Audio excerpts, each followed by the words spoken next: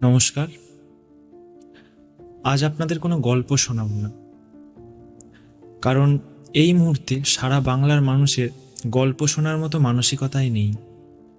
আর সত্যি কথা বলতে আপনাদেরকেও গল্প শুনে এন্টারটেন করার মতো মন মানসিকতা আমারও নেই।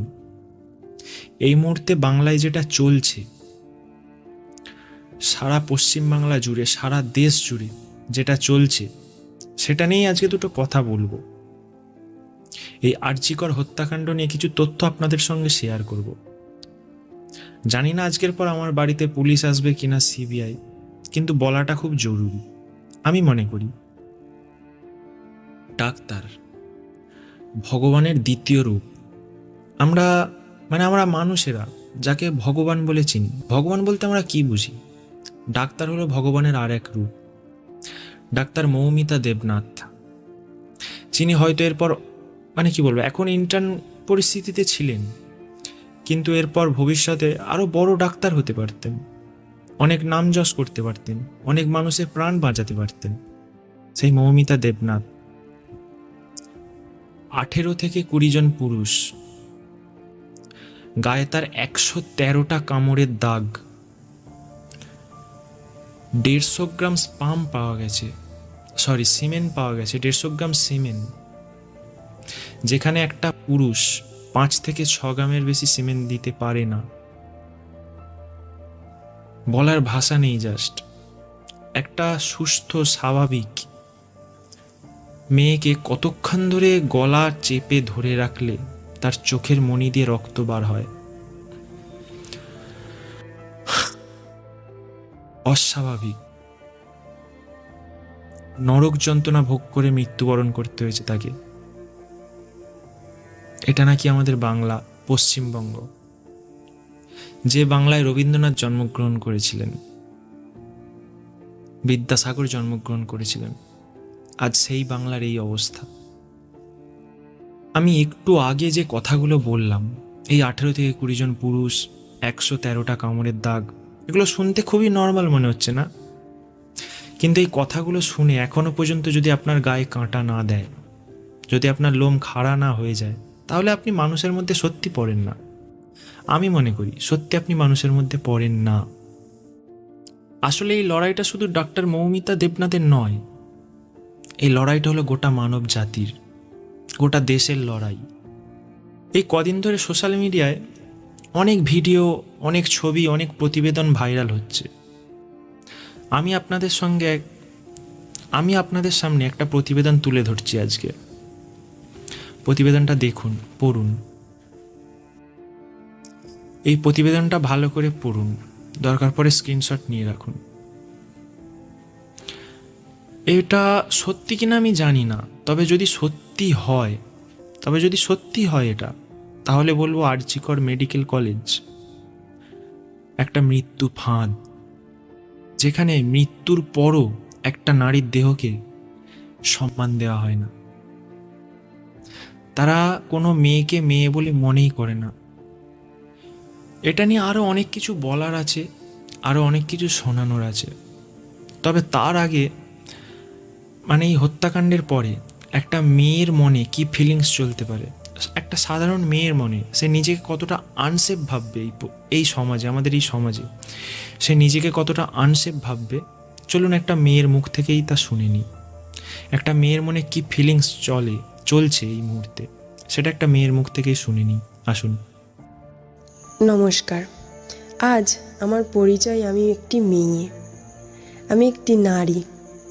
আমরা সকলেই আরজিকরের এই ব্যাপারটার সাথে এখন পরিচিত। আচ্ছা, সর্বদা আমরা মেয়েরাই কেন টার্গেট হব? আজও সমাজে কেন নারীদের ছোট করে দেখা হয় এত? আমরা কি কখনোই স্বাধীনভাবে বাইরে বেরোতে পারবো না, চলাফেরা করতে পারবো না স্বাধীনভাবে? আজও এই লিঙ্গাভেদ আমাদেরকে বারবার বুঝিয়ে দিচ্ছে আমাদের মেয়েদের জায়গাটা ঠিক কোথায়। 2024 সালে এসেও যেখানে আমাদের মতো একটি মেয়েকে নৃশংসভাবে অত্যাচার সহ্য করে মৃত্যুবরণ করতে হয়, সেখানে বলতেই হয় আমাদের দেশ এখনও স্বাধীন হয়নি, আমরা এখনও স্বাধীন না। এই ঘটনার পর আমাদের বাইরে বেরোতে ভয় লাগছে আমাদের বাবা মাদের। কেন জানেন? তারা ভাবছে তাদের মেয়ে বাইরে ঠিক আছে তো? বাড়ি ফিরতে পারবে তো ঠিকভাবে? কেউ তাদের কোনো ক্ষতি করে দেয়নি তো? কেন এই প্রশ্নগুলো আসবে তাদের মনে? 2024-এ এসেও কেন বাড়ির বাইরে 2 পা রাখতে গেলে আমাদেরকে ভাবতে হচ্ছে ঠিক হবে তো বাইরে বেরোনোটা? এটাই কি স্বাধীনতা? বলতে বাধ্য হলাম, আমাদের দেশ হয়তো 1947 সালে স্বাধীন হয়েছিল, কিন্তু কিছু মানুষের মেন্টালিটি এখনও স্বাধীন হয়নি। সেটা যেদিন হবে সেদিন আমরা চিৎকার করে বলতে পারবো আমরা স্বাধীন দেশে বাস করি। কয়েকটি ছেলের উদ্দেশ্যে আমি কিছু বলতে চাই। আচ্ছা, যদি একটি নারী তোমাদের গর্ভে ধারণ না করতো তাহলে কি তোমরা পৃথিবীতে আসতে পারতে? যদি একটি নারী তোমাদের জন্ম না দিত তাহলে কি তোমরা এই সুন্দর পৃথিবীটাকে দেখতে পারতে, উপভোগ করতে পারতে? তোমরাও তো কারোর ছেলে, বলো? তোমরাও তো কারোর দাদা। দিদিভাইয়ের কি দোষ ছিল? তার এই মেয়ে হয়ে জন্মানোটা দোষের ছিল, নাকি তার ডাক্তার হওয়ার স্বপ্ন দেখাটা দোষের ছিল, নাকি সে কোনো গোপন তথ্য জেনে গিয়েছিল? মারার আগে তোমাদের একবারও মনে হলো না সে কারোর মেয়ে তো কারোর দিদি? যে অন্যদের বাঁচাতে 36 ঘন্টা এক টানা কাজ করলো, তাকেই আমরা বাঁচাতে পারলাম না?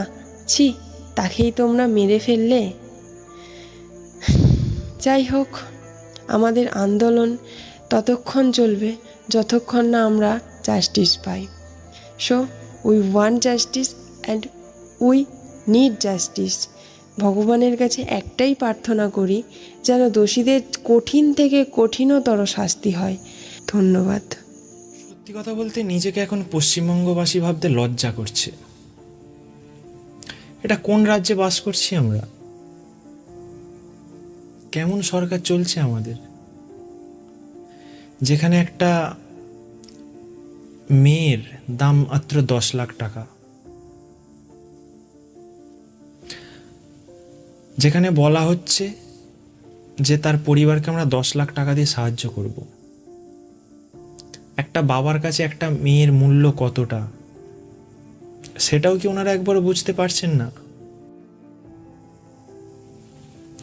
একদল ধর্ণা মঞ্চ করে ধর্ণা দিতে বসছে, একদল 10 লক্ষ টাকা দিতে চাইছে। কি হচ্ছে এটা? আদৌ কি আসল দোষীরা শাস্তি পাবে? আদৌ কি বিচার পাবে ডক্টর মৌমিতা দেবনাথ? যদি বিচার না পায় তাহলে শুধু কি 14ই আগস্ট রাত্রে নারীরা রাত দখল করবে শুধু কি একটা দিনের জন্যই, তার বিচারের জন্য? এটা ভাবতে হবে। শুধু একটা দিন আন্দোলন করে থেমে গেলে হবে না, এই আন্দোলনটা চালিয়ে যেতে হবে যতক্ষণ না তার দোষীরা উপযুক্ত শাস্তি পাচ্ছে। 2019 সালে হায়দ্রাবাদে ডক্টর প্রিয়াঙ্কা রেড্ডি ধর্ষিতা হয়েছিলেন। তার ঠিক 48 ঘন্টার মধ্যে হায়দ্রাবাদ পুলিশ দোষীকে খুঁজে বের করে এনকাউন্টার করেছিলেন। আর আমাদের কলকাতা পুলিশ প্রমাণ লোপাটে ব্যস্ত। কার ইশারায়, কার মদত আছে এর পেছনে? মেডিকেল পরীক্ষা করে মৌমিতা দেবনাথের শরীর থেকে 3 জনের সিমেন্ট স্যাম্পল পাওয়া গেছে, কিন্তু পুলিশ ধরেছে একজনকে, সঞ্জয়। সে নাকি যত নষ্টের গোড়া। তাকে বলির পাঁঠা বানানো হচ্ছে। আমি বলছি না সঞ্জয় নির্দোষ, সে তো দোষী, কিন্তু যেখানে 3 জনের সিমেন্ট স্যাম্পল পাওয়া গেছে সেখানে কিভাবে একজনের উপর দোষ দিয়ে পুরো কেসটা ধামাচাপা দেওয়ার চেষ্টা চলছে। 14ই আগস্ট রাতে কিছু লোক গিয়েছিল আরজি কর ভাঙচুর করতে। হয়তো পড়াশোনাটা একটু কম ছিল, বলেছিল 3rd ফ্লোর, অন্য ফ্লোরে গিয়ে ভাঙচুর চালিয়ে এসেছে, প্রমাণ লোপাট করতে পারেনি। যাই হোক, সেটা কাদের লোক, কেন লোক, সেসব তর্কে যেতে চাইছি না। আমাদের একটাই দাবি, আমরা বিচার চাই। রাস্তায় 8 বছর থেকে 80 বছর প্রতিটা মেয়েই নেমেছিল 14 আগস্ট রাতে। এই আন্দোলনটা শুধু একটা দিন করে চালিয়ে গেলে হবে না। আমাদেরকে 2 দিন আগে ঘটা করে আমরা ইন্ডিপেন্ডেন্স ডে পালন করলাম, কিন্তু এটা কেমন স্বাধীনতা যেখানে একটা মা তার মেয়েকে পড়তে পাঠিয়ে বা কলেজ পাঠিয়ে চিন্তায় থাকবে আদৌ আমার মেয়েটা বাড়িতে ফিরবে তো, আদৌ আমার মেয়েটা সুস্থ হয়ে আজকে বাড়িতে ফিরবে তো, তার মুখ থেকে মা ডাকটা শুনতে পাবো তো। এটা কেমন স্বাধীনতা যেখানে আজকে 2024-এ দাঁড়িয়েও মেয়েদের এতটুকু স্বাধীনতা নেই যে সন্ধ্যের পর বাড়ি থেকে বেরিয়ে একা ঘুরবে বা একা কোথাও যাবে। ঘোরাঘুরি তো দূরের কথা, মানুষরূপী কিছু রাক্ষস, পুরুষরূপী কিছু রাক্ষস রাস্তায় ঘুরে বেড়াচ্ছে আর সরকার তাদেরকে প্রোটেকশন দিচ্ছে। কথাটা তেতো হলেও সত্যি, হ্যাঁ, সরকার তাদেরকে প্রোটেকশন দিচ্ছে। যে দেশে ধর্ষকের মামলার লড়াই করার পক্ষে উকিল পাওয়া যায়, সেই দেশে ধর্ষকের শাস্তি হবে কি করে? আপনারা এতক্ষণে নিশ্চয়ই শুনেছেন একটা অডিও ক্লিপ ভাইরাল হয়েছে। ভাইরাল অডিও ক্লিপটিতে শুনলাম যে ধর্ষকরা মৌমিতাকে ধর্ষণ করেছে, মানে তাদের মধ্যে একটা তার ফিমেল কলিগও ছিল। আসল কথা, মেয়েরাই হলো মেয়েদের আসল শত্রু। সবার আগে ওই সমস্ত মেয়েগুলোকে খুঁজে বার করা দরকার। তাদের মধ্যে মেয়ে নামক বস্তুর ফিলিংসটা আনা দরকার যে তুমিও একটা মেয়ে। আমরা রামায়ণের শূর্পণখার কথা শুনেছি, এরা হলো কলিযুগের শূর্পণখা। আজ মৌমিতা নামক মেয়েটার সঙ্গে হয়েছে, কাল আপনার বাড়ির কারোর সঙ্গেই হতে পারে, কোনো গ্যারান্টি নেই। তাই আমি মনে করি লড়াইটা শুধু সমস্ত নারীদের না, এবং লড়াইটা শুধুমাত্র মৌমিতার না, লড়াইটা হলো প্রতিটা ভাইয়ের, প্রতিটা দাদার, প্রত্যেকটা বাবার সঙ্গে প্রতিটা প্রেমিকেরও।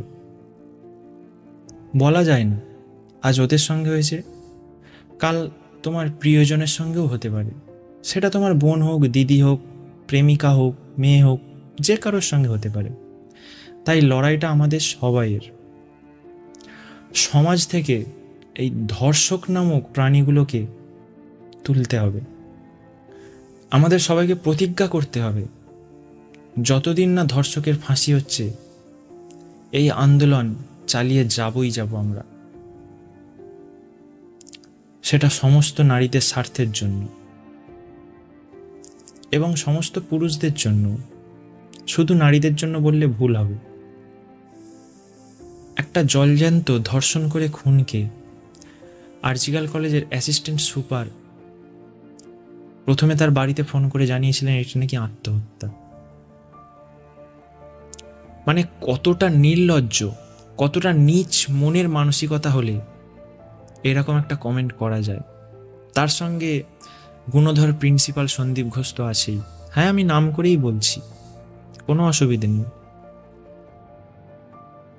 আমাদের পুলিশ প্রশাসন সব কিছু জেনেও আর চুপচাপ, সব কিছু জানি, ওপরতলা থেকে নিচে পর্যন্ত সবাই সব কিছু জানে, তবুও মুখে চাবি আঁটা, কেউ কিছু বলছে না।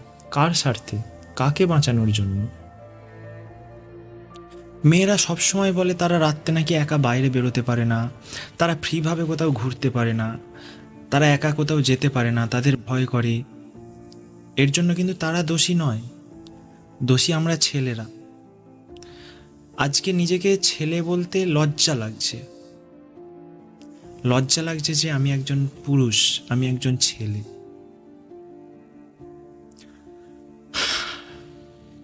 আমার বাড়িতেও মা বোন আছে, আমারও প্রিয়জন আছে,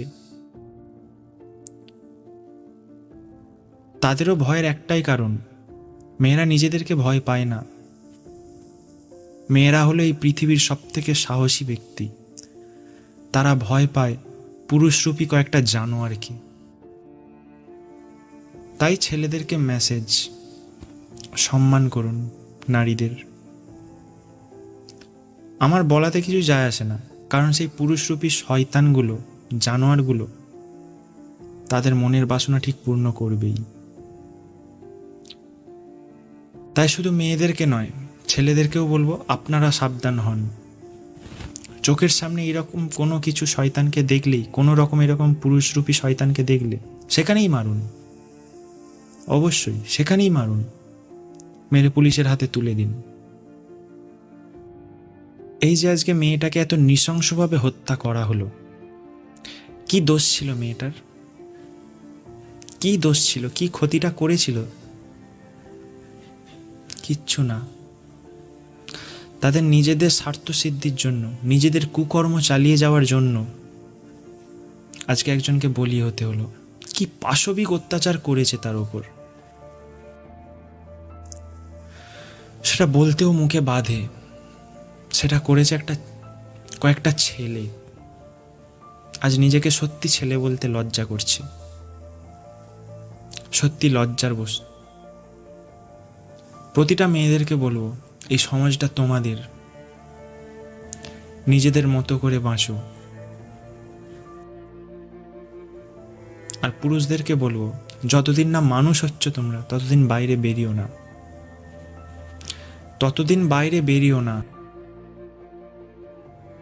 যতদিন নিজের মানবতা বোধ জেগে উঠছে, যতদিন না, ততদিন পর্যন্ত তোমরা বাইরে বেরিও না। এটা মেয়েদের সমাজ, নারীদের সমাজ। তারা তাদের মতো করে বাঁচবে, তারা ফ্রিভাবে স্বাধীনভাবে সব জায়গায় ঘুরে বেড়াবে, তারা তাদের মতো করে চালাবে। পুরুষদেরকে বলবো, তোমরা বেরিও না বাইরে। সব পুরুষকে বলবো না, পুরুষরূপী জানোয়ারগুলোকে বলবো, যতদিন না মানুষ হচ্ছে বাইরে বেরিও না, প্লিজ।